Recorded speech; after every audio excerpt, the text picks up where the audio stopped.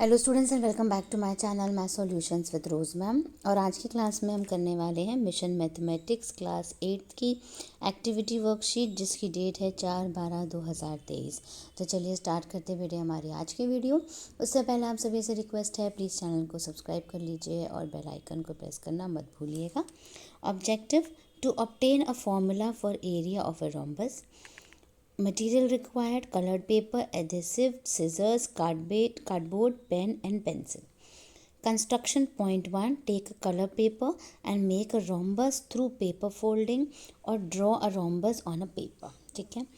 Second, cut it out and paste it on a cardboard and name it as ABCD as shown in figure 1. इस तरीके से आपको draw करना है.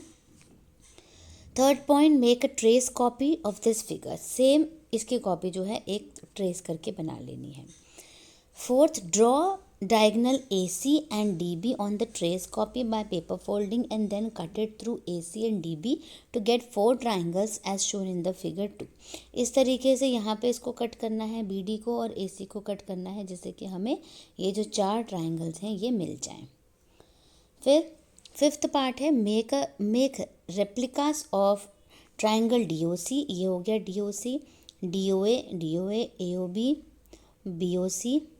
ठीक है. As triangle DFC.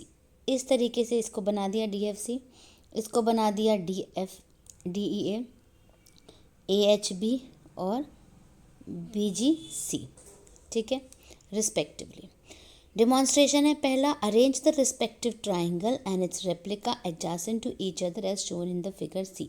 फिगर 3 के जैसे आप इसको जो है एडजेसेंट करके, इसको जो भी एडजेसेंट फिगर्स हैं इसकी रेप्लिका की, वो इस तरीके से इसको शो करनी है, अरेंज करनी है.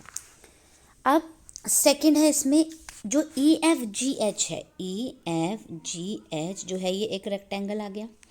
Diagonal AC is equal to the length of the rectangle EFGH, क्योंकि जो AC है वो EFGH के बिल्कुल बराबर है, लेंथ हो गई इसकी. और ब्रेड्थ क्या हो गई, ये DB हो गई EFGH की. ठीक है. ऑब्जर्वेशन है पहला, ऑन एक्चुअल मेजरमेंट. तो AC किसके, अगर आप AC देखोगे तो AC आपको बताना है कितने सेंटीमीटर है. तो बेटे ये जब तक आप इस फिगर को बनाओगे नहीं, इस एक्टिविटी को आप अपने शीट पे नहीं करोगे, तब तक आप इसको फिल नहीं कर सकते.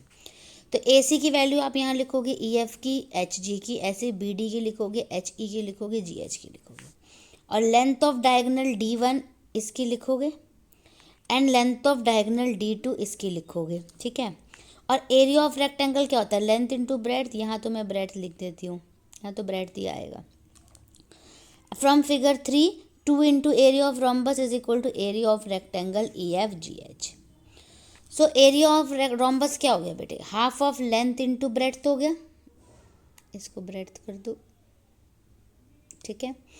एंड हाफ ऑफ लेंथ कितनी है, ब्रेड्थ GH है. देखो इधर ब्रेड्थ जो है वो GH है, ये G और H ये ब्रेड्थ है.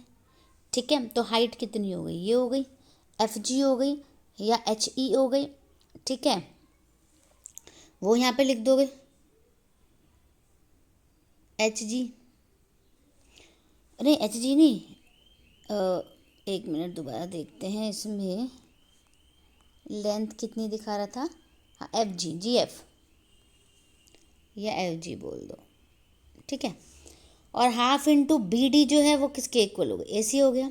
तो प्रोडक्ट ऑफ डायगोनल्स होगा, यानी D1 इंटू D1 D2.